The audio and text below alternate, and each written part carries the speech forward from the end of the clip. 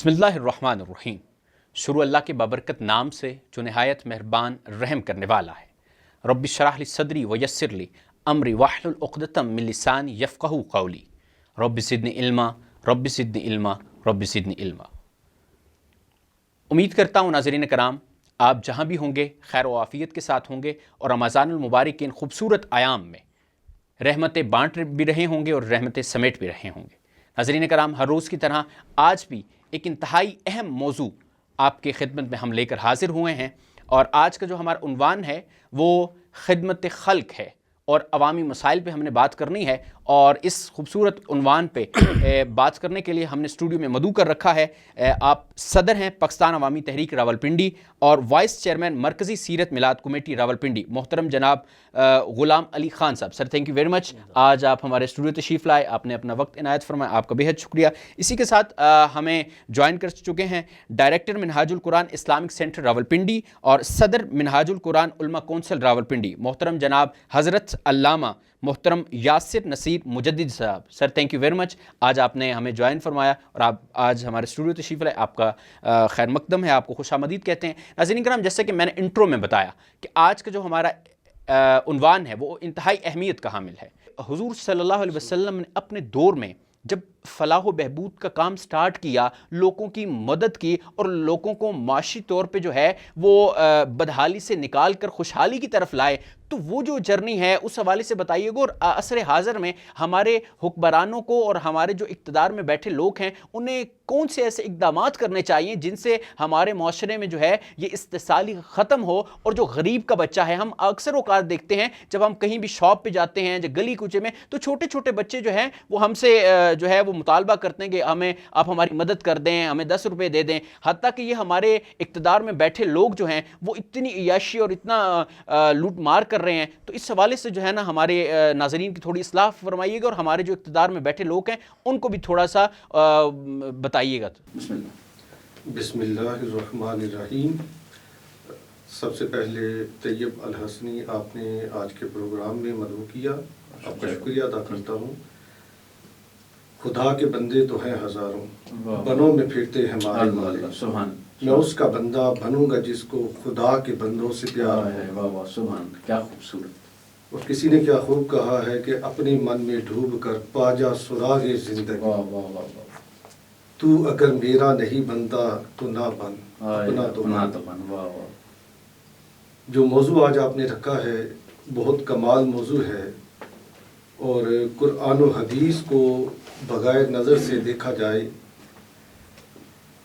تو ہمیں یہ نظر آتا ہے کہ قرآن کا موضوع بھی انسانیت ہے، حدیث کا موضوع بھی انسانیت ہے، اور حضور نبی رحمت صلی اللہ علیہ وسلم کو رحمت للعالمین بنا کر اسی لیے بھیجا گیا کہ عالم انسانیت کی فلاح کے لیے وہ دریچے جو لوگوں نے اپنے اوپر بند کر رکھے تھے ان کو وا کیا جائے۔ تو قرآن پاک کی آیات بینات اتنی کثیر تعداد میں ہے کہ اگر ان کو پڑھنا شروع کیا جائے تو شاید یہ وقت کم پڑ جائے۔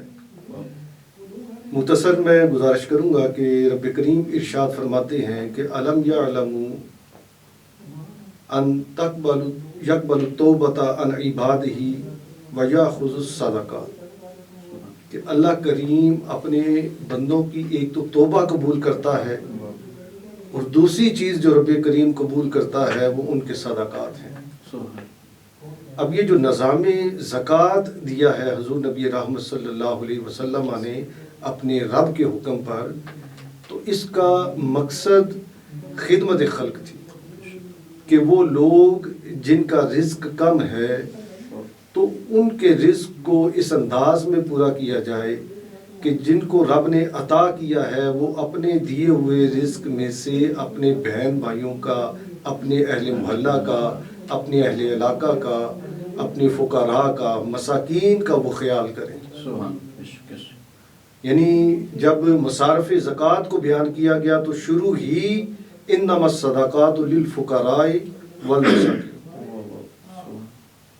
کہ فقراء اور مساکین سے آغاز کیا کہ جب تک آپ ان کا خیال نہیں رکھیں گے تو آپ کی جتنی بھی عبادات ہیں، آپ کی نمازیں، آپ کے روزے، آپ کے حج، یہ آپ کی پرسنل، آپ کی ذاتی عبادت ہے، یہ بھی قبول اس وقت ہوگی جب آپ اللہ کے بندوں کا خیال رکھیں گے، ان کی بھوک اور افلاس کا خیال رکھیں گے۔ حضور نبی رحمت صلی اللہ علیہ وسلم نے اس حوالے سے ارشاد فرمایا کہ جو صدقہ کرنا ہے، یہ 70 جو بری موتیں ہیں، کوئی حادثاتی موت، کوئی ایسی موت کہ جس کو دوسرے لوگ دیکھ کر عبرت پکڑتے ہیں، تو صدقہ دینے سے ایسی 70 قسم کی موتیں انسان سے ٹل جاتی ہیں۔ اور پھر رب کریم ارشاد فرماتے ہیں کہ وہ لوگ جن کو وہ عطا کرتا ہے، وَلَا يَحْسَبَنَّ الَّذِينَ بِمَا آتَاهُمُ اللَّهُ مِنْ فَضْلِهِ، درمیان میں لفظ آتا ہے یبخلون، تو اللہ تبارک و تعالی جن لوگوں کو نعمتیں عطا کرتا ہے لیکن وہ کیا کرتے ہیں؟ بخل کرتے ہیں، اور وہ یہ گمان کرتے ہیں کہ ہوا خیر اللہ، یہ ان کے لیے بہتر ہے۔ رب کریم ارشاد فرماتے ہیں بل ہوا شر اللہ، یہ ان کے لیے بہتر نہیں ہے کہ ان کے پاس نعمتیں ہیں اور وہ ان کے ساتھ اپنی دنیا جہان کی وہ عیاشی کر رہے ہیں، وہ اپنے معاملات زندگی فاخرانہ انداز میں بتا رہے ہیں، تو یہ ان کے لیے خیر نہیں ہے۔ نہ کوئی یہ سمجھے کہ اگر اس کے پاس مال و دولت ہے، کوئی گاڑیاں ہیں، عہدہ ہے، مرتبہ ہے، تو یہ بہت کمال ہے۔ بل ہوا شر اللہ، اگر وہ بخل کرتا ہے، وہ اپنے بہن بھائیوں سے ان نعمتوں کو روک کر رکھتا ہے، تو اللہ کریم اس کے لیے سَيُطَوَّقُونَ مَا بَخِلُوا بِهِ یوم القیامہ، تو قیامت کے روز اس کے گلے میں یہ ساری دولت، یہ سونا، یہ چاندی، یہ اس کے گلے کا توق بنا کر اس کے گلے میں ڈال دیا جائے گا۔ اور ارشاد ہوتا ہے کہ وہ قیامت کا ایک روز دنیا کے 50,000 سال کے برابر ہوگا، یعنی یہ اتنی ہے۔ اور ایک اور آیت میں تو اس سے بھی سخت وعید ہے۔ تو اللہ کریم نے اور حضور نبی رحمت صلی اللہ علیہ وسلم نے انسانیت کو فوکس کیا ہے کہ انسانیت کا درد اگر آپ کے اندر موجود ہے تو آپ کا ایمان بھی موجود ہے۔ مسلمان ہے ہی وہ کہ جو اپنے مسلمان بھائی کا خیال کرے، جو وہ اپنے لیے پسند کرتا ہے وہ دوسروں کے لیے پسند کرے۔ ماشاءاللہ، کیا خوبصورت یہ اثار و قربانی ہے جناب۔ سبحان اللہ۔ ناظرین کرام، دیکھا کہ علامہ صاحب نے بڑی خوبصورت بات کی، اور یہ ہم مومن ہیں، مسلمانوں کا یہ عقیدہ بھی ہے اور یہ یقین ہے کہ جب ہم اللہ کی رضا میں ایک چیز دیتے ہیں تو یاد رکھیے ہمیں بدلے میں 10 جو ہیں وہ چیزیں ملتی ہیں۔ تو یہ ناظرین کرام، یہ جو ہمیں، اور میں یہاں ایک بات اور ایڈ کرتا چلوں کہ جب بھی ہم چاہتے ہیں ہمارا معاشرہ ترقی پذیر معاشرہ بنے، ہمارا معاشرہ ترقی کرے، تو اس میں ایک چیز جو انتہائی اہمیت کی حامل ہے، جیسے علامہ صاحب نے ذکر کیا کہ جب ہم زکوٰۃ دیتے ہیں اور اپنے غریب غربا لوگوں کا خیال رکھتے ہیں، اپنے جو ساتھ ہیں، اپنے پڑوس میں ہیں، ان کا خیال رکھتے ہیں، تو ناظرین کرام جب ہم خیال رکھتے ہیں نا، تبھی معاشرے میں سسٹینیبلٹی بھی آتی ہے، اکاؤنٹیبلٹی بھی آتی ہے، اور تبھی جو ہے وہ معاشرہ جو ہے وہ ترقی پذیر معاشرہ ہوتا ہے۔ اگر اللہ نے آپ کو دے رکھا ہے تو آپ اپنے ارد گرد ضرور نظر دوڑائیے اور دیکھیے کہ کیا اللہ نے مجھے تو یہ استطاعت دے رکھی ہے کہ میں آرام و سکون سے، ہر آسائش مجھے دے رکھی ہے، تو کیا میرے دوسرے بھائی کو یہ آسائش دے رکھی ہے کہ نہیں؟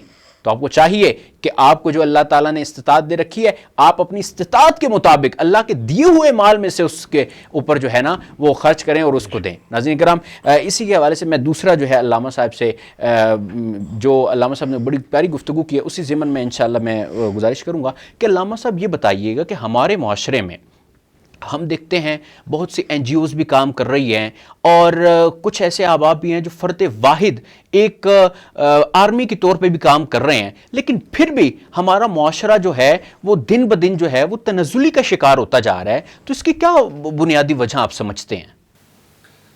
اس کی بنیادی وجہ دین سے دوری ہے،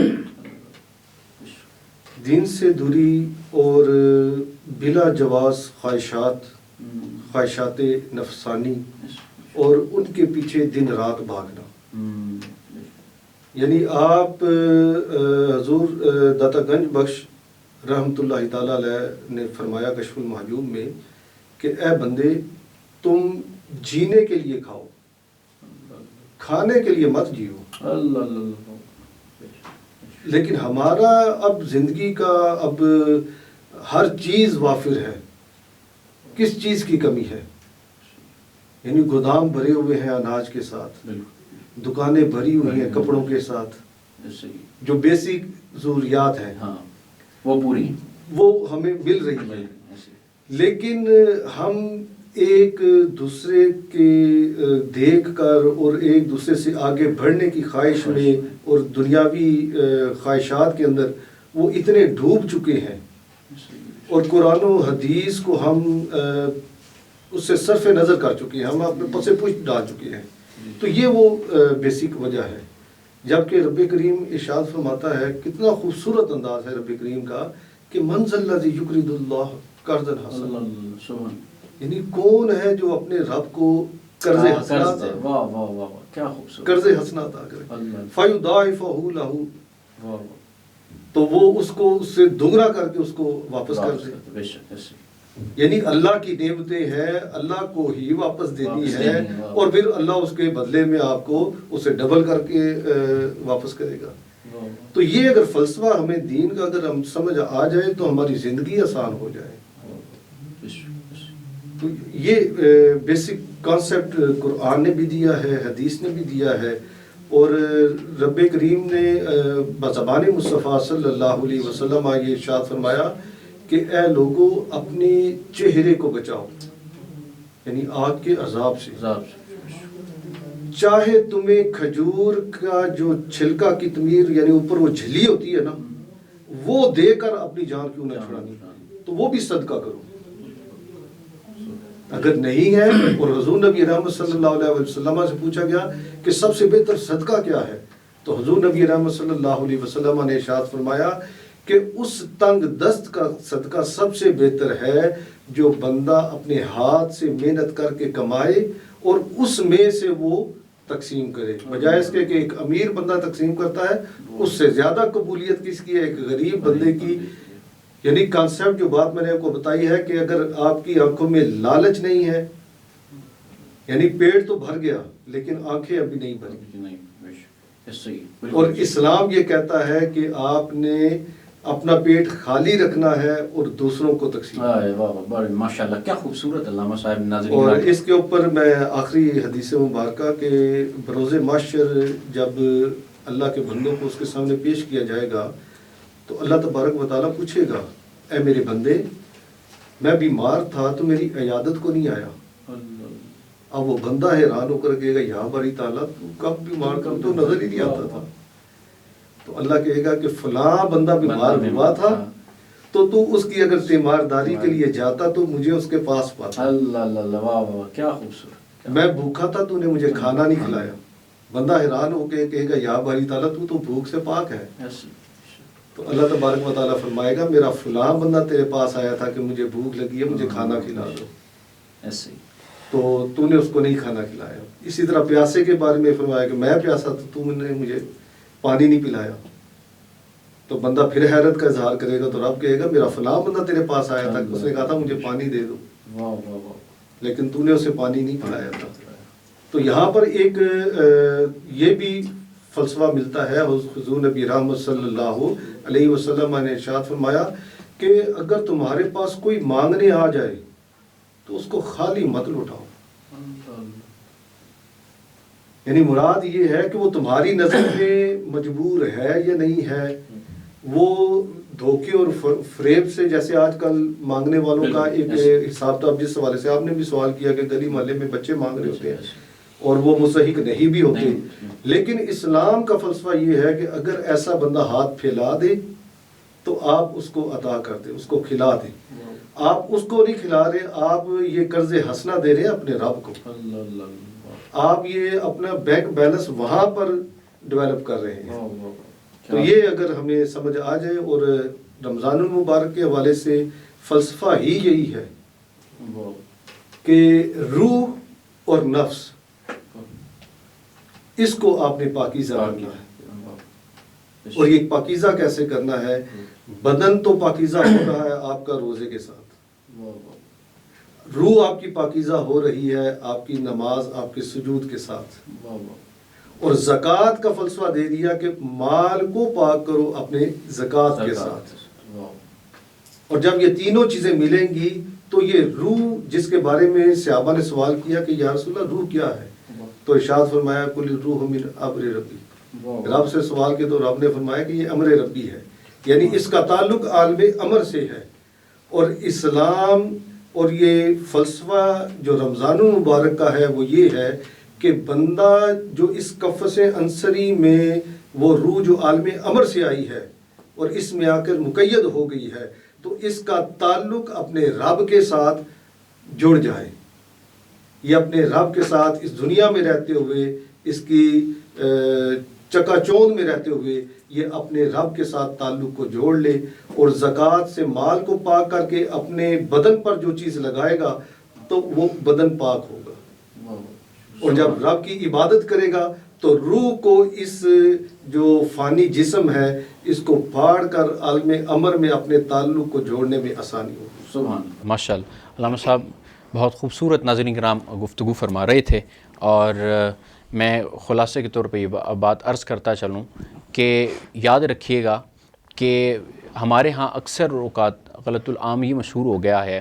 اور جیسے کہ قبلہ نے بات کی ہے کہ آج کل لوگ جو ہے وہ گلی محلوں میں بچے اور ایسے بزرگ جو ہے وہ مانگنے شروع ہو گئے ہیں جو مستحق نہیں ہیں۔ تو ناظرین کرام یہی آپ رمضان المبارک اس بات کی بھی تلقین کرتا ہے کہ آپ اپنے ارد گرد نظر دوڑائیں، اور جو لوگ مستحق ہیں، جو لوگ حقیقی معنوں میں مستحق ہیں، ان کی مدد کریں اور اللہ کے دیے ہوئے مال میں سے ان کی مدد کریں۔ ناظرین کرام یہ سوال و جواب کا سلسلہ جاری و ساری رہے گا۔ ہمارے ساتھ جو دوسری شخصیت ہیں صدر پاکستان عوامی تحریک راولپنڈی اور وائس چیئرمین مرکزی سیرت میلاد کمیٹی راولپنڈی محترم جناب غلام علی خان صاحب۔ Sir thank you very much, آپ کا بے حد شکریہ، آج آپ ہمارے مہمان بنے، اسٹوڈیو تشریف لائے۔ سر میں عوامی مسائل کے حوالے سے آپ سے بات کرنا چاہوں گا کہ عوامی مسائل اور بالخصوص آج کے دور کے اندر جو ہمیں یہ دیکھنے کو مل رہا ہے کہ ہم اس وقت جو ہے پاکستان میں موجود ہیں اور یہ جو ہمارے بزرگ ہیں وہ بھی یہ بات کہتے ہیں، اور انالیسس بھی یہ ہے کہ آنے والے وقتوں میں جیسے موسمیاتی تبدیلیاں آ رہی ہیں، آب و ہوا کی تبدیلی ہے، اور بالخصوص جو پانی کی قلت کا مسئلہ ہے، اور یہ جو عوامی مسائل ہیں ان میں ہمیں اپنا کیا کردار ادا کرنا چاہیے، اور بالخصوص جو حکومت ہے، حکومت پاکستان، اور بالخصوص جو ہمارے ایوان میں بیٹھے اقتدار میں بیٹھے لوگ ہیں، انہیں کیسی لانگ ٹرم پالیسیز بنانی چاہیے عوام کے لیے کہ عوامی مسائل کے حل کی طرف جائیں؟ تو اس حوالے سے ہمارے ناظرین کو روشن ڈالیے۔ بسم اللہ الرحمن الرحیم۔ سب سے پہلے تو میں آپ کا مشکور ہوں، حق نیوز کی پوری ٹیم کا، کہ آپ لوگوں نے ہمیں اپنا موقف یہاں پہ بیان کرنے کے لیے مدعو کیا۔ تو آج سب سے پہلے تو رمضان شریف کا مہینہ ہے، تو میں اپنی طرف سے آپ سب کو پوری ٹیم کو مبارکباد پیش کرتا ہوں۔ بہت شکریہ۔ اور جو عوامی مسائل پہ آپ نے بات کی ہے، سب سے پہلی بات تو یہ ہے کہ اللہ تعالیٰ نے انسان کو بنایا انسان کی خدمت کے لیے، کیونکہ عبادت کے لیے فرشتے اللہ پاک نے بہت بنائے، تو وہ جگہ جگہ پوری عبادت کر رہے ہیں، کرتے تھے، آئندہ بھی کرتے رہیں گے، لیکن انسان کو بنانے کا مقصد ہے کہ ایک دوسرے کے کام آنے، مطلب حقوق العباد جو ہے نا وہ کرنے کے لیے انسان کو بنایا گیا۔ تو جہاں تک بات ہے کہ پاکستان میں جو مسائل ہیں، وہ مسائل اس لیے ہیں کہ پاکستان کا جو نظام حکومت ہے، اقتدار کا نظام جو ہے وہ درست نہیں ہے، وہ کرپٹ پولیٹیکل سسٹم ہے۔ کہ یہ آپ کو پتہ ہوگا سن 2012 23 دسمبر 2012 کو مینار پاکستان پہ سیاست کے نام سے شیخ الاسلام ڈاکٹر محمد طارق نے بہت بڑا اجتماع کیا، وہ پاکستان کی تاریخ کا بڑا اجتماع تھا تحریک پاکستان کے بعد۔ اس میں انہوں نے جو ایجنڈا دیا نظام کی تبدیلی کا، اور انہوں نے یہ کہا کہ اس نظام کی تبدیلی کے لیے جب تک یہ نظام کرپٹ پولیٹیکل سسٹم تبدیل نہیں ہوگا، عوام کے لیے کوئی خیر کی خبر نہیں ہے۔ اس وقت جو انہوں نے بات کہی ہے ریاست بچانے کی، آج لوگ وہی باتیں ان کی کر رہے ہیں۔ تو جب تک یہ کرپٹ پولیٹیکل سسٹم جو پاکستان میں رائج ہے وہ چینج نہیں ہوگا، عوام کے مسائل نہیں حل ہو سکتے۔ آپ راولپنڈی کی اگر دیکھیں، ہم راولپنڈی کی بات کریں گے، راولپنڈی بہت سارے مسائل ایسے ہیں کہ عوام 5 سال ووٹیں دینے کے لیے لائن میں لگ جاتے ہیں، لیکن جب وہی لوگ جیت کر ایوان میں جاتے ہیں وہ پیچھے نہیں دیکھتے، وہی لوگ عوام ان کو ووٹ دیتے، وہی 5 سال ان کو گالیاں نکالتے ہیں، کیونکہ ان کے کام نہیں کرتے، وہ یا تو ووٹ خرید کے آتے ہیں یا کسی ڈیل کے ذریعے آ جاتے ہیں، لیکن عوام کی کوئی پرواہ نہیں۔ آج کل جو قرآن بیٹھے ہیں وہ تو بالکل ہی ایک عجیب طریقے سے ان کو لایا گیا، بالکل ان کو عوام کی کوئی پرواہ نہیں ہے۔ راولپنڈی کے اعلانات بہت ہوتے ہیں، پنجاب حکومت بہت کام کر رہی ہے بظاہر سوشل میڈیا پہ، لیکن حقیقت میں دیکھا جائے وہ اعلانات کی حد تک ہے۔ اب انہوں نے بینک کے قرضے اناؤنس کیے تھے نوجوان کے لیے، مجھے بہت سارے نوجوانوں کے رابطے ہیں اپنے قریبی جنہوں نے 10,000 روپے فیس دے کے وہ قرض اپلائی کیا، لیکن کسی ایک کو قرض نہیں ملا، اربوں روپے وہ اس مد میں اکٹھے ہو گئے، لیکن عوام کو کسی کو قرض ابھی تک نہیں ملا۔ مطلب یہ جو بھی اعلانات کرتے ہیں نا پنجاب حکومت یا کوئی بھی، اعلانات کی حد تک ہے، لیکن آگے پریکٹیکلی کام نہیں ہے۔ اب راولپنڈی کے مسائل ہسپتالوں کے مسائل ہیں، بالکل، کیونکہ صحت بنیادی ایک چیز ہے جو انسان، اس صحت کے مسائل دیکھ لیں آپ، بلڈنگ بہت اچھی بنا دی ہے ہولی فیملی ہسپتال کی، بلڈنگ سے تو نہیں آرام کسی کو آنا، بلڈنگ ہے تو مشینری کوئی نہیں ہے۔ ابھی گزشتہ 4-5 دن پہلے خیابان سرسید کے انجم اقبال مغل صاحب مسلم لیگ کے دیرینہ کارکن تھے، بڑے ان کے ساتھ قربانی ہوئی ان کی، ان کو وینٹیلیٹر مہیا نہیں ہوا تو وہ فوت ہو گئے۔ انہوں نے مطلب اپنے ایم پی ایم این اے کو کال بھی کرتے رہے کہ ہمیں کو یہ ہیلپ کریں، ہولی فیملی والوں نے سینٹر ساتھ شفٹ کیا BBH میں کہ وہاں ملے گا، وہاں گئے وہاں بھی نہیں ملا، وہ تک کہ اپنی ان کی جان چلی گئی۔ مقصد یہ بنیادی چیزیں جو ہے نا وہ سہولیات میسر نہیں ہے، اسپتالوں میں چیزیں مشینری نہیں ہے۔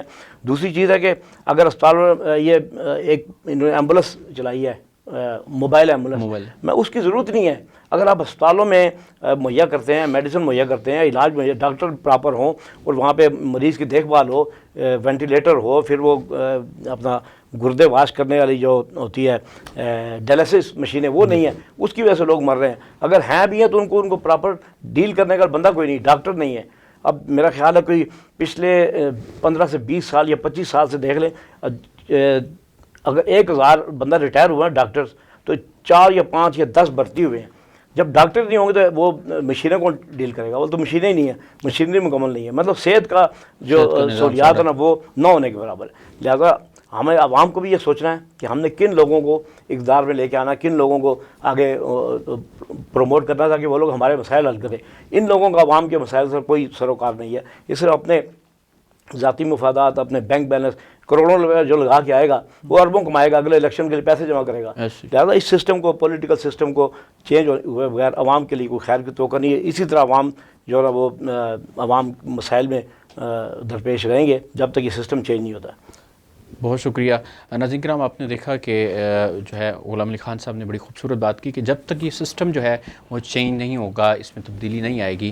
تو جیسا کہ انہوں نے بتایا کہ ریاست جو ہے وہ ایک ماں کی اہمیت رکھتی ہے، اور ریاست کو چاہیے کہ جس طرح یہ بتا رہے تھے کہ گزشتہ دنوں جس طرح 1-2 اموات ایسی ہوئی ہے کہ صرف ہسپتال میں وینٹیلیٹر نہ ملنے کی وجہ سے جو ہے وہ اموات واقع ہو گئی، اور وہ بھی پنڈی کی اس شخصیت کی جس کی حکومت کے ساتھ ہمیشہ بڑی گراں قدر خدمات رہی ہیں اور ان کے ساتھ بڑی وابستگیاں رہی ہیں۔ تو ناظرین کرام، یہ ہمیں ایک ہمارے لیے لمحہ فکریہ ہے، جو لوگ ووٹ ڈالتے ہیں ان کے لیے بہت بڑا جو ہے وہ ان کو سوچنا چاہیے، اور پھر جو ہے نا ووٹ کا حق جو ہے وہ استعمال کرنا چاہیے۔ میں اگلا سوال کروں گا کہ جیسا کہ آپ نے نوجوانوں کی بات کی، تو عوامی مسائل میں سب سے بڑا اس وقت جو نوجوانوں کو درپیش مسائل ہیں وہ تعلیم کا ہے، تعلیم اور بیسیکلی کردار کا ہے کہ ہمارے نوجوان جو ہیں ان کو ابھی تک مطلب کہ گریجویشن جن لوگوں نے کمپلیٹ کر لی ہے انہیں ابھی تک یہ اندازہ ہی نہیں ہے کہ ہم نے کس سمت جانا ہے، کس سمت جانا ہے۔ اور دوسری بات یہ ہے کہ آگے انہیں کچھ اس طرح کا پلیٹ فارم نظر بھی نہیں آتا کہ جس سے انہیں یہ ہو کہ ہم جو ہے اپنا فیوچر جو ہے وہ سیکیور کر سکیں۔ آپ دیکھیں گزشتہ دنوں اور گزشتہ کئی سالوں سے آپ دیکھیں کہ پاکستان میں جو شرح نوجوانوں کی پاکستان سے باہر جانے کی ہے وہ بہت زیادہ بڑھ چکی ہے، اور اس پہ حکومت نے ایک گزشتہ دنوں ایک ڈیسیجن بھی لیا تھا، لیکن خیر وہ جیسے قبلہ نے بتایا کہ وہ جو ہے وہ صرف اعلانات کی حد تک ہی ہوتا ہے۔ تو اس حوالے سے جو ہے نا تھوڑا سا بتائیے گا۔ میں سمجھتا ہوں کہ ابھی نوجوان بہت سارے ہیں جو کہ ڈگریاں حاصل کر کے اپنے جابس کی تلاش میں ہیں، لیکن جابس ہے کوئی نہیں۔ جیسا میں نے بتایا کہ ڈاکٹرز بھرتی نہیں ہوئے، پچھلے 10-20 سال سے نئے ڈاکٹر بھرتی ہوئے، جو عملہ میڈیکل کا وہ بھرتی نہیں ہوا۔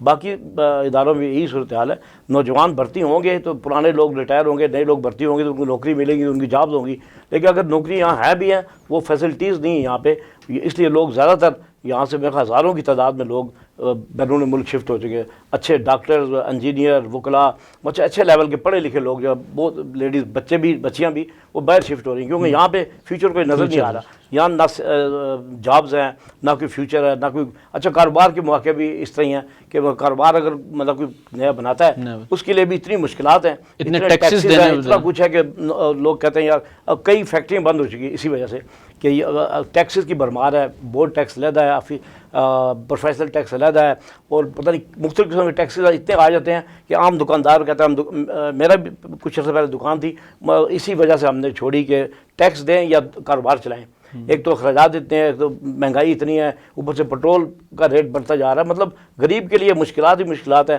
نوجوانوں کے لیے مشکلات، نوجوان اس لیے بالکل مایوس ہو چکے ہیں اس دور میں خاص طور پر، اور بیرون ملک بھی جانا کوئی آسان نہیں ہے، بڑی مشکلات ہے، بعض لوگ ڈنکی لگا کے جاتے ہیں، وہ راستے میں ہی بڑا عجیب سے واقعات آپ نے دیکھے ہوں گے، لیکن کہنے کا مقصد کہ فیوچر حکومت نے کوئی ایسی پلاننگ نہیں کی نوجوان نسل کے لیے تاکہ جو لوگ پڑھ لکھ کے نکلتے ہیں، ڈگریاں لے کے حاصل کر کے نکلتے ہیں، ان کے فیوچر کے لیے، ان کی جابس کے لیے کوئی مستقل نیا عمل نہیں ہے تاکہ نوجوان آگے چل کے اپنے بچوں کو، اپنے گھر کو چلا سکیں۔ مطلب یہ ایک ایسی صورتحال ہے جس سے نکلنا میں سمجھتا ہوں موجودہ صورتحال بڑا مشکل ہے نوجوان نسل کے لیے۔ ہاں اپنا کاروبار کریں، اپنی محنت کریں، اب کئی ایسے میں نے دیکھے ہیں بائکیا، اب دیکھیں حکومت روزگار نہیں جیسے کہ بائکیا اور یہ کریم جو ان ڈرائیو وغیرہ نکلی، ان کے بی اے پاس مطلب اچھے بڑے پڑھے لکھے نوجوان جو ہے نا وہ گاڑی چلا رہے ہیں، موٹر سائیکل چلا رہے ہیں، مجبور ہو گئے، جاب کوئی نہیں ہے۔ اکثر ہم اگر پہلے جانے ہوتا تھا پوچھتے تھے آپ کیا کرتے ہیں، میں نے ایم کام کیا، بی کام کیا اور بائکیں چلا رہے ہیں یا گاڑی چلا رہے ہیں، کیوں؟ جابس کوئی نہیں ہے۔ مطلب حکومت کو ایسا فیکٹریاں کوئی نہیں ہے، اگر فیکٹری ہیں تو بجلی کے بل اتنے آتے وہ بند ہو رہی ہیں، اس لیے نوجوان موجودہ دور میں بہت مایوس ہے۔ اس کے لیے حکومت سے کیا مطالبہ کریں، لیکن یہ کہ جو ادارے ہیں، اداروں کو چاہیے کہ ایسا کوئی پالیسی وضع کریں تاکہ نوجوان نسل کو مایوسی کے اس دلدل سے نکالا جا سکے، ان کی جابس کا کوئی سسٹم ہو تاکہ لوگ باہر دوسرے ملک کے نہ دیکھیں، اپنے ملک میں رہ کے کاروبار بھی کریں، جابس بھی کریں اور یہیں پہ رہنے کو ترجیح دیں۔ تو وہ تبھی ہوگا جب ان کے لیے جابس کا کوئی نوکری کا بندوبست ہوگا، پراپر طریقے سے ان کے لیے اچھا کوئی انتظام ہوگا، لیکن یہ فی الحال ہوتا ہوا نظر نہیں آ رہا۔ ناظرین کرام، جیسے کہ محترم غلام علی خان صاحب نے بتایا کہ ہمارے معاشرے میں سب سے بڑا المیہ یہ ہے کہ پاکستان میں سے نوجوان تو باہر جا رہے ہیں، جو سرمایہ دار ہے وہ بھی اب اس ڈر سے پاکستان میں سرمایہ کاری نہیں کر رہا کہ جب میں سرمایہ کاری کرتا ہوں تو میرے اتنے زیادہ جو ٹیکس ہیں وہ مجھے پے کرنے پڑتے ہیں، تو مجھے آخر میں جو ہے وہ بچتا کچھ نہیں ہے، تو پھر وہ مجبور ہو کے یہاں سے اپنے اثاثے جو ہے وہ ختم کر کے اور یہاں سے بیچ کے اور پھر دوسرے ممالک ٹیکس کا ریٹرن بھی نہیں ہے، اگر ٹیکس دیتے بھی جو نا اس کا ریٹرن بھی نہیں ہے، کیونکہ دیکھیں نا جو حکمرانوں کے پچھلے کچھ عرصہ پہلے 800% تنخواہیں بڑھائی گئی ہیں پارلیمنٹیرین کی، اور جو عام جو سرکاری ملازمین ان کی تنخواہیں بڑھانے، پینشن ختم کر دی گئی ہے، مطلب 100%، 50%، کسی کی 30%، کئی ختم کر دی گئی، آئندہ ختم کرنے کا پروگرام ہے۔ اپنی یہ تنخواہیں بڑھائی جا رہے ہیں اور عوام کے لیے، پبلک کے لیے اور جو چھوٹے ملازمین ان کے لیے کچھ بھی نہیں ہے۔ ایسی صورتحال میں کیسے سروائیو کریں گے لوگ؟ بہت مشکل ہے۔ ناظرین کرام، دیکھا کہ آپ نے جو ہے جیسے غلام علی خان سے بتا رہے تھے کہ اس وقت جو ہے پاکستان کو جو ہے بہت سے مسائل درپیش ہیں، اور جس میں سے سب سے بڑا مسئلہ یہ بھی ہے کہ لوگوں کے جو آپ جو ہے اپنی پوری زندگی لگا کے سروس میں اور پاکستان کو دے گئے ہیں، اور جب ان کی پینشن کی بات آتی ہے تو اب حکومت جو ہے وہ پینشن بھی ختم کرنے جا رہی ہے، تو یہ بہت الارمنگ سچویشن ہے، اور اس وقت جو ہے وہ ہمارے جو ادارے ہیں ان کو آپس میں مل بیٹھ کے اور سر جوڑ کے ایسی پالیسیز لانی ہوں گی جس سے پاکستان میں خوشحالی ہو، پاکستان میں ڈیولپمنٹ ہو، پاکستان میں سرمایہ کاری ہو، اور دوسرے جو لوگ ہیں بیرون ملک ہمارے جو بھائی جو لوگ گئے ہیں ان کا شوق بڑھے کہ ہم وہاں نہیں بلکہ اپنے پاکستان میں خدمات دیں، وہاں باہر بھی لوگ جا کے جو ہے وہ 14 گھنٹے 16 گھنٹے کام کر کے جو ہے وہ پھر جو ہے وہ کچھ کمانے کے قابل ہوتے ہیں، تو وہی محنت جو ہے یہاں بھی کر سکتے ہیں۔ لیکن گزارش یہ ہے کہ ہمارے اداروں کو ایسی پالیسیز بنانی ہوں گی، ایسی انوائرمنٹ پیدا کرنا ہوگا جس سے جو ہے وہ ان کا مستقبل بھی نوجوانوں کا سکیور ہو اور انہیں خوشحالی بھی نصیب ہو۔ تو میں ایک اور سوال یہی کرنا چاہوں گا عوامی مسائل کے حوالے سے کہ ہم دیکھتے ہیں کہ اکثر اوقات آپ مختلف جو ہے وہ کام جو ہے وہ بڑھ چڑھ کے کر رہے ہوتے ہیں خدمت خلق کے حوالے سے، تو پچھلے دنوں میرے خیال میں 2-3 سال سے آپ بڑی تگدو کر رہے ہیں راولپنڈی کے زچہ بچہ ہسپتال جو ہے اس کے حوالے سے ناظرین کو بتائیے گا کہ کن مسائل کا جو ہے آپ کو سامنا کرنا پڑ رہا ہے، اور آپ نے جتنی کوششیں کی ہیں ہیں اور اس کے باوجود بھی کوئی سنوائی نہیں ہو رہی، تو اس حوالے سے تھوڑا ہمارے ناظرین کو بتائیے. اس حوالے سے ایسے کہ یہ آپ کے علم میں ہوگا، بلکہ راولپنڈی کی شہریوں کو سب کو پتا، ہم اس میں میڈیا میں کافی اس میں کیا، ہم نے آواز اٹھائی ہے. 2005 میں اس زچہ بچہ اسپتال کا افتتاح ہوا تھا. شوکت عزیز صاحب وزیر اعظم تھے، شیخ رشید صاحب کا منصوبہ تھا. 2005 میں کام وغیرہ کیا، بلڈنگ بن گئی. اس کے بعد حکومت چینج ہوگی، پیپلز پارٹی کی گورنمنٹ آ گئی، 5 سال رول رہے. پھر حکومت چینج ہوئی، نون لیگ کی مکمل اوپر نیچے گورنمنٹ آئی. پنجاب میں وفاق میں نہیں، پیپل پارٹی کے دور میں صوبائی پنجاب میں نون لیگ گورنمنٹ تھی، اور آگے اس کے بعد مکمل ان کی آئی. پھر پی ٹی آئی کی آ گئی 2018 سے 21 تک. مطلب 3 حکومتیں یا 4 حکومتیں چینج ہوئی ہیں، لیکن وہ اسپتال کی بلڈنگ رہی ہے، اس کے آگے کام کسی نے نہیں کیا. صرف اس لیے کہ جس نے یہ آغاز کیا تھا ان کو کریڈٹ چلا جائے گا. ابھی موجودہ دور میں ہم نے جب دیکھا آج سے 2-3 سال پہلے، تو ہم نے اس پہ آواز اٹھائی، احتجاج کیا، تو وہ آواز ہماری گئی ہے. وزیر اعلیٰ نے نوٹس لیا جو موجودہ ہیں، اور یہاں پہ جو راولپنڈی کے M N A M P As وزراء وہ آئے، ان کا وزٹ کیا. اس سے یہ پتہ لگا شاید اب کام شروع ہوگا، لیکن اس کے بعد بھی مایوسی، کوئی کام نہیں ہوا. پھر ہم نے مشیر صحت ہیں ڈاکٹر اظہر جنرل کیانی صاحب، تو وہ جو ہے پہلے ادھر انچارج تھے آر آئی سی کے، ان سے ملاقات کی میں نے. میں ان کو پیشنٹ بھی ہوں، ان کو میں نے بتایا بھی اس کا کچھ کریں آپ، با اختیار اس وقت. تو انہوں نے اپنی بے اختیاری کا اظہار کیا کہ میری کوئی اختیار نہیں، لیکن یہ کہ میں آپ کا پیغام پہنچاؤں. وہ پیغام پہنچنے سے پھر آئے ہیں، سارا وزٹ ہوا ہے. اس کے بعد سے ابھی جو موجودہ کچھ عرصہ پہلے پتہ لگا، یہ اس کے سٹیٹس کو چینج کر رہے ہیں. مطلب زچہ بچہ اسپتال کو چینج کر کے وہاں پہ چلڈرن اسپتال بنا رہے ہیں. ہمیں اسی کا بھی 20 سال سے لوگ انتظار میں ہیں کہ زچہ بچہ اسپتال بنے، کیونکہ باقی جو 3 اسپتال راولپنڈی میں 3 ہی اسپتال ہیں پاکستان بننے کے بعد، یا چوتھا وہ بنا ہے ایک آر آئی سی ہارٹ کے لیے، دوسرا وہ گردے والا اسپتال بنا ہے آر آئی یو. یہ 2 نئے بنے، باقی 3 پرانے. ان میں جو گائنی وارڈ ہے ان کی صورتحال ایسی ہے، اگر آپ جا کے دیکھیں، ایک بیڈ میں 3-3 4 خواتین کو رکھا ہوتا ہے. مطلب بچوں بھی نرسری میں بھی 3-3 4 بچے پڑے ہوتے ہیں، جگہ نہیں ہے. اگر یہ زچہ بچہ اسپتال، ہمیں دکھ یہی ہے کہ یہاں پہ بندے ہماری راولپنڈی کی ماؤں میں نے بیٹیوں کو اس کو سہولت ہوگی، ان کو ذلیل رسوا ہونے سے بچیں گے، آرام سے وہ علاج ہوگا. لیکن ان حکمرانوں کو، ان کو کوئی اس چیز کا احساس نہیں ہے. وہ صرف اپنی سیاسی انا کی تسکین کو کرنے کے لیے اس کو زچہ بچہ کی جگہ چلڈرن اسپتال بنانے کا، اس کے لیے 7 ارب مزید انہوں نے جاری کر دیا. حالانکہ پہلے کئی اربوں لگ چکے ہیں، بلڈنگ تیار ہے، صرف مشینری لگنی ہے اور کام شروع ہونا ہے. ابھی یہ سننے میں آ رہا ہے کہ چلڈرن اسپتال بنا رہے ہیں، لیکن ہمارا یہ مطالبہ ہے، مطلب آرمی چیف سے ہم مطالبہ کرتے ہیں، آپ کے چینل کے ریفرنس سے چیف جسٹس آف پاکستان سے مطالبہ کرتے ہیں کہ اس خدارہ یہاں پہ نوٹس لیں اور یہاں پہ زچہ بچہ اسپتال بنایا جائے. وہ ضرورت ہے، راولپنڈی شہر کی ماؤں بہنیں بیٹیوں کی ضرورت ہے. تو اگر وہ نہیں بناتے ہیں، چلڈرن اسپتال بنانے میں وہ بزد ہیں، تو انشاءاللہ ہم وہاں پہ اپنا کردار ادا کریں گے. وہاں پہ اگر ہم کو بھوک ہڑتال کرنی پڑے، دھرنا، تو کچھ بھی کریں گے، تو انشاءاللہ ہم کوشش کا آخری حد تک جائیں گے، کوشش کریں گے یہاں زچہ بچہ اسپتال بنے. راولپنڈی کے شہری ساتھ ہیں، لیکن لوگ اپنے مصروف ہیں اپنے معاملات میں ٹائم دی، لیکن لوگوں کے ذہن میں یہی ہے کہ یہاں سب کا مطالبہ یہی ہے کہ زچہ بچہ اسپتال یہاں بننا چاہیے. اور ہماری بھی ایک امید ہے اور التجا بھی ہے اعلیٰ حکام سے کہ یہاں پہ زچہ بچہ اسپتال بنایا جائے تاکہ اس مسئلے سے نجات مل سکے. بہت شکریہ، تھینک یو ویری مچ سر، آپ نے آج ہمیں جوائن کیا اور آپ نے بڑی خوبصورت باتیں کی.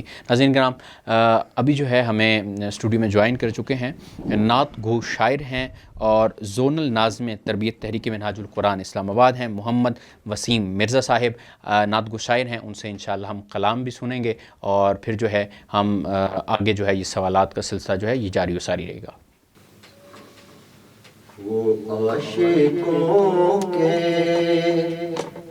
حسین زمانے، اے کاش ہم کو نصیب ہوتے. وہ عاشقوں کے حسین زمانے، اے کاش ہم کو نصیب ہوتے. پھر ان کے چہرے کو ہم بھی تکتے جو مصطفیٰ کے قریب ہوتے. ہر ایک آقا کا کام کرتے، حضور کے در پہ شام کرتے. ہر ایک آقا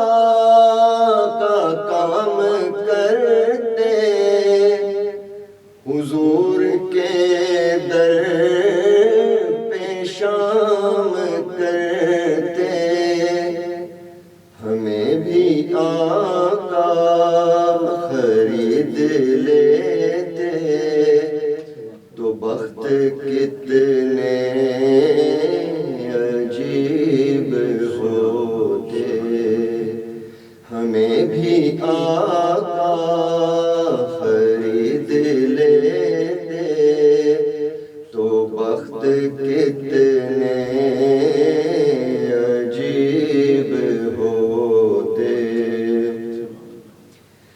وہ اونٹنی پر سوار ہوتے تو چار سو پہرے دار ہوتے وہ اونٹنی پر سوار ہوتے تو چار سو پہرے دار ہوتے ہم ان کے ہر ایک عدو سے لڑتے خدا کے کتنے قریب ہوتے ہم ان کے ہر ایک عدو سے لڑتے خدا کے کتنے قریب ہوتے ابو ہریرہ صحاب جیسا ہمیں بھی کوئی خطاب ملتا ابو ہریرہ صحاب جیسا ہمیں بھی کوئی خطاب ملتا روایتوں کا نصاب لکھتے وسیم ان کے نقیب ہوتے روایتوں کا نصاب لکھتے وسیم ان کے نقیب ہوتے وہ عاشقوں کے ہنسی زمانے اے کاش ہم کو نصیب ہوتے سبحان اللہ، جزاک اللہ. بہت خوبصورت نعت رسول مقبول سے ہمارے دلوں کی بنجر کھیتیوں کو آباد و سرشار کر رہے تھے محمد وسیم مرزا صاحب. Sir thank you very much. آج آپ ہمارے اسٹوڈیو تشریف لائے، آپ نے بڑا خوبصورت کلام پڑھا. علامہ صاحب بتائیے گا کہ جو آپ خدمت خلق کرتے ہیں اور عوام الناس کی خدمت کرتے ہیں، اپنے جو ہے وہ دن و رات جو ہے خدمت خلق میں صرف کرتے ہیں، اللہ تعالیٰ کی طرف سے اور حضور نبی کریم صلی اللہ علیہ وسلم کے لیے ان کے لیے کیا تائید ہے اور کیا ان کے لیے میسیج ہے، وہ تھوڑا اس حوالے سے روشنی ڈالیے گا ہمارے ناظرین کرام. ماشاءاللہ بہت خوبصورت سوال ہے اور بہت خوبصورت جواب ہے اللہ بزبان مصطفیٰ واہ واہ سبحان اللہ سبحان اللہ. ایسی خوشخبری ہے کہ آپ کا دل شاد ہو جائے گا. واہ واہ واہ جو اس خدمت خلق میں مصروف ہیں دن رات، واہ وہ بھی اپنی قسمت پر نازا ہوں گے. واہ واہ سبحان اللہ. حضور نبی رحمت صلی اللہ علیہ وسلم نے ارشاد فرمایا کہ اللہ تبارک و تعالی وہ لوگ جو دوسروں کی بھلائی میں لگ جاتے ہیں تو اللہ نے اپنے اوپر قسم ڈال رکھی ہے کہ ان کو آگ کا عذاب نہیں دے گا. اللہ اللہ اللہ سبحان. یہ اتنی بڑی یعنی اللہ تبارک و تعالیٰ نے اپنے آپ کو یعنی پابند کیا کہ وہ بندے جو دوسروں کی خدمت میں بھلائی میں چلتے ہیں تو ان کو آگ کا عذاب نہیں ہوگا. اللہ اللہ.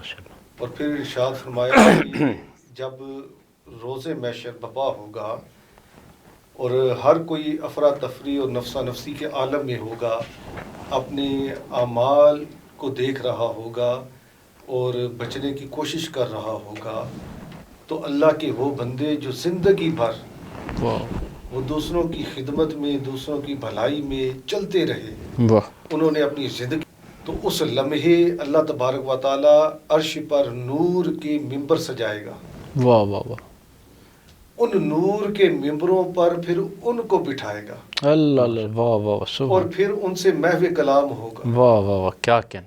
کیا کہن. ایک سبحان. مخلوق کے لیے، ایک عبد کے لیے، ایک بندے کے لیے اور کیا چاہیے واہ واہ. بے شک بے شک. کہ اس کا رب جس کے دیدار کے لیے صوفیاء نے، اولیاء نے، بزرگوں نے اپنی زندگیاں رب کی عبادت میں گزار دی کہ یا باری تعالیٰ اور کچھ نہیں چاہیے، تیرا دیدار چاہیے. اللہ اللہ اللہ. واہ واہ.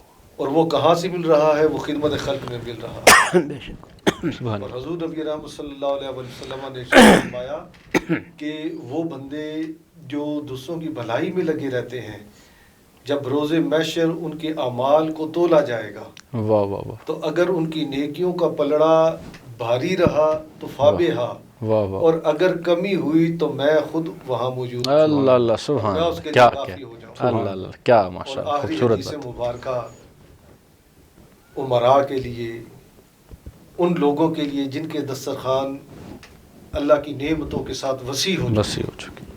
حضور نبی رحمت صلی اللہ علیہ وسلم نے ارشاد فرمایا کہ اللہ کی بعض قومیں ایسی ہیں، بعض افراد ایسے ہیں جن کو اپنی بے بہا نعمتیں عطا فرماتا ہے. واہ ان کے دل بھی اسی طرح وسیع ہوتے ہیں، واہ. ان سبحان. کے دسترخوان وسیع ہوتے ہیں، واہ وہ تنگ نہیں پڑتے. ان کے بہن بھائی بار بار ان کے دسترخوان پر آتے ہیں، کھاتے ہیں، وہ خوش ہوتے ہیں کہ میرا کوئی اپنا آیا ہے. واہ واہ. سبحان.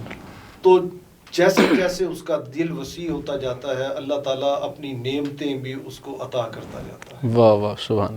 اور جس لمحے اس کا دل تنگ پڑ جائے کہ میری یہ بہن ہر دوسرے روز آ جاتی ہے، میرا یہ بھائی ہر دوسرے روز منہ اٹھا کے چلا آتا ہے، میرے اپنے بھی بچے ہیں، میرا اپنا بھی نظام ہے، بہت میں نے ان کا بوجھ برداشت کر لیا، بہت میں ان کو کھلا پلا دیا، ساری زندگی ہوگی میں ان کو کھلاتا رہا ہوں، اب مجھ میں سکت نہیں ہے.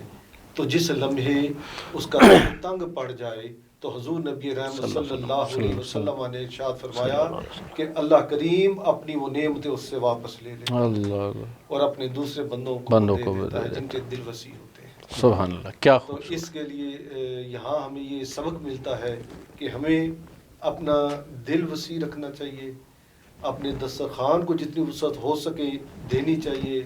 حضور نبی رحمت صلی اللہ علیہ وسلم کا ارشاد ہے کہ تم افطار کراؤ یا بھوکے کو کھانا کھلاؤ، بھلے سے ایک کھجور کا دانہ ہی کیوں نہ ہو، تو اس کا اجر بھی اتنا ہی ہے جتنا آپ بے بہا کھانوں کے ساتھ اپنا دسترخوان سجا کر کسی کو کھلاتے ہیں. واہ. تو لہٰذا اصل جو بنیادی چیز ہے یہاں پر فلسفہ ہے وہ دل کی وسعت کا ہے کہ انسان کا دل تنگ نہیں ہونا چاہیے.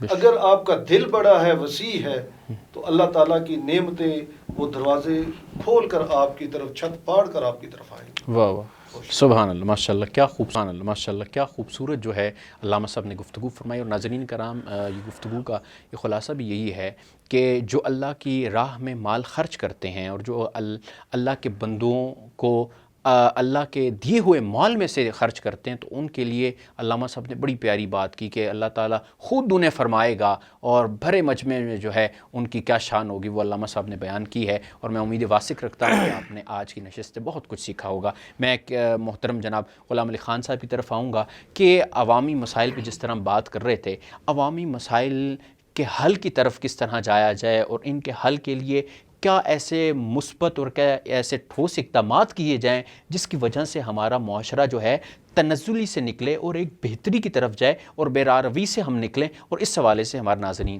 کو بتائیے. صاحب نے بات کی ہے کہ جو عوام انسانی کی خدمت کا بہت بڑا ایک یہ ہمارے لیے ایک ثواب بھی ہے، اور اللہ کے طرف سے حضور صلی اللہ علیہ وسلم جیسا فرمایا کہ جو انسانی خدمت کرنے والے لوگ ان کے لیے کتنا بڑا انعام ہے. تو پاکستان عوامی تحریک ڈاکٹر صاحب نے جب قائم کی، میں بتانا چاہوں گا ان کا مقصد بالکل یہ نہیں تھا کہ اقتدار حاصل کر کے اور جا کے اسمبلی میں پارلیمنٹ میں پہنچ کے چند سیٹیں لے کر اور یا پھر اپوزیشن میں بیٹھ کے.